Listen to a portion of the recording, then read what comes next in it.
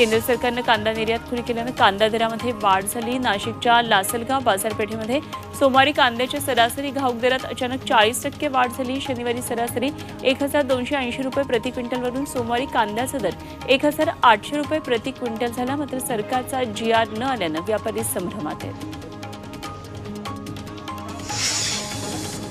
महाराष्ट्राच्या पेरूला यंदा आंतरराष्ट्रीय स्तरावरच्या बाजारात पाठवलं जाणार आहे। आसामचा लिंबू, पंजाबचं तृणधान्य आणि महाराष्ट्राच्या पेरूची यासाठी निवड करण्यात आली आहे। देशातील प्रत्येक राज्यातील महत्त्वाच्या पिकाला आंतरराष्ट्रीय स्तरावर बाजारपेठ मिळवून देण्यासाठी हा निर्णय घेण्यात आला आहे। अतिवृष्टीनं नुकसान झालेल्या पिकांचा विमा देण्याची मागणी परभणीतले शेतकरी करतात। नोव्हेंबरमध्ये अवकाळीमुळे परभणीत कापूस पिकाचं मोठं नुकसान झालं। मात्र वारंवार पाठपुरावा करूनही विमा कंपनी दखल घेत नसल्याचा आरोप शेतकऱ्यांनी केलाय। त्यामुळे विमा कंपनीवर कारवाईची मागणी हे शेतकरी करतात।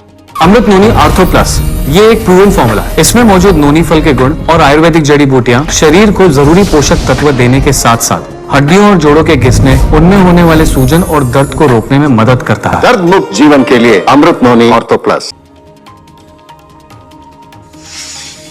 यवतमाळच्या डोंगरखर्डा गावालगत एका बिबट्यानं झाडावर ठिय्या मांडला। या बिबट्याला खाली उतरवण्यासाठी वन विभागाची रेस्क्यू टीमची चांगलीच दमछाक उडाली।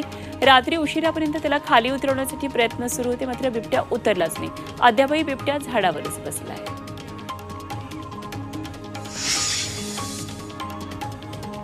नाशिकच्या कळवणमधल्या ग्रामदेव श्री विठोबा महाराज यात्रा महोत्सवाला मोठ्या उत्साहात सुरुवात झाली।